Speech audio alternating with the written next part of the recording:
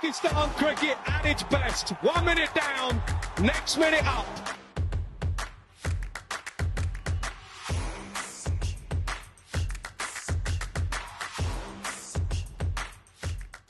Sad Sadiq here for PakPassion website. I'm delighted to be joined by a guest who I've interviewed on a couple of occasions previously. Always great to chat with him. He's played 64 tests, taking 224 wickets at an average of 22.32, 30 ODIs, 41 wickets at a brilliant economy rate of 4.62. He played 70 20Is.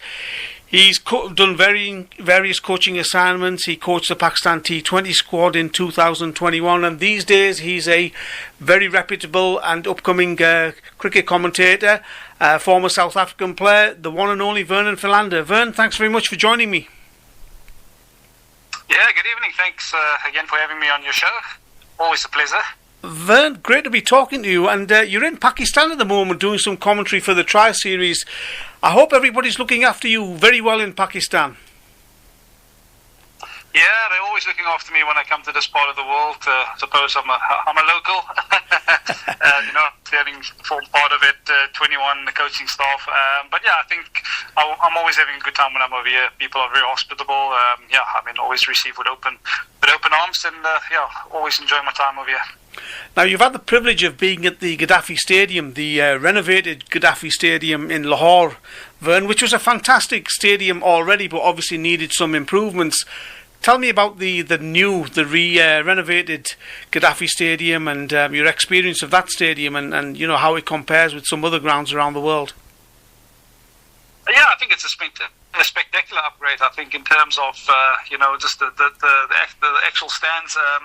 They've obviously made it feel like you almost like in the dome, type of feeling. So, as the players, you almost feel like the spectators are on top of you, and that obviously add to the experience, add to the fans obviously getting in on the game, and it's good. It's just a good atmosphere. The changing rooms, obviously new changing rooms. It's a wonderful upgrade, and I think it's obviously needed, but I think it's something that the Pakistan cricket will really enjoy the benefit of in the long run. And it's great to have a Tri-Series ahead of the Champions Trophy as well, Vern. Good experience for South Africa and New Zealand to play in these conditions ahead of the Champions Trophy, isn't it? Yeah, I think it's a wonderful opportunity for both these teams, or for all three teams. Obviously Pakistan being the home team, but I think it's a wonderful opportunity for these guys to get first an experience of conditions out in the middle. I think when you look at the Lahore, the Gaddafi Stadium compared to the Karachi, conditions are so much different. When you obviously come from north to down south, so it's a wonderful opportunity for these guys to get first an experience. Of course, most of the South African lineup are not available because of the SA20. Most of those guys will be flying in a bit later. But I think for the New Zealand team, especially, I think they've got basically the full squad over here, and obviously a lot of experience in that New Zealand squad. So they will obviously work out combinations. What will work for them. And again, I think it's a wonderful opportunity for all three teams with their management to see what sort of game styles or plans that will work. To get that sort of experience before the actual tournament, I think will put you in good stead for the tournament. You mentioned about the SA20, Vern, which is a very high-profile tournament, obviously, for South African cricket. But are you a little bit surprised that the international team isn't coming first and a lot of those players aren't playing for South Africa in this Tri-Series? No, actually not. I think that was always going to be on the calendar, the SA20, and I think also the roles that players played in the SA20.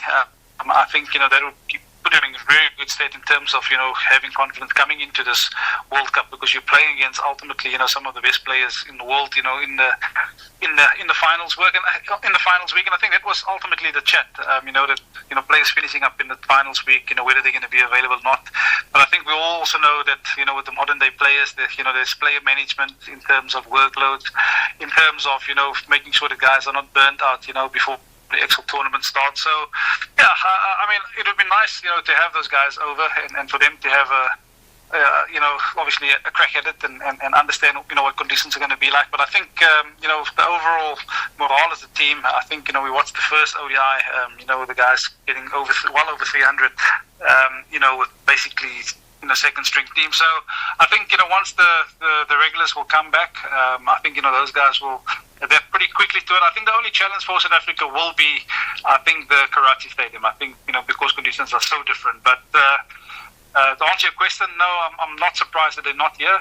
Like I said, they most of those guys played a vital role, within the squad forward at SA20, and you want to give your team the best chance of winning and not be too disruptive at the end of the day. And even with the injuries, Vern, that South African squad looks formidable. I mean, just, there's so much class in there, so many match winners, isn't there? They've got to be classed as potential winners of this tournament, surely. Yeah, I think they also come off a massive high in the last World Cup, having made that the final against India. So I do feel it shapes up pretty nicely. I think you've got a lot of youngsters that have now turned into matured cricketers, and like you said, I think the 11 that we've seen out here, we're probably going to see an overall. New squad coming in basically, but I think those names. I mean, Markram, Stubbs, Rickleton, those guys are all in good form, and I'm certainly looking forward to those guys performing, because I think, in these kind of conditions, runs on the board will be vital. Yes, you've got your Kagiso Rabadas, your Marco Janssens, which will play a massive role, in terms of the bowling department, but ultimately, you need to get runs on the board, and if we could get 300 and a bit, in the last ODI at the Gaddafi Stadium, I do feel that, with those guys and the form that they're in, they're in with a real chance of going the distance in this Champions Trophy. How much of a loss is Nortje going to be, Vern? A match winner on his own, really. Yeah, it's real sad. I think he's had his struggles with injury over the last sort of 24 months. I'm not too sure whether we're going to see him back or on the international circuit again. But yeah, I think.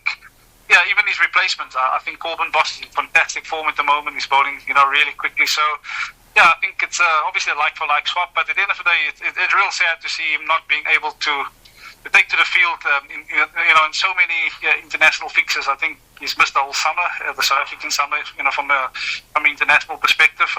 And again, heading into this Champions Trophy, he's not available due to injury. So, yeah, look, at the end of the day.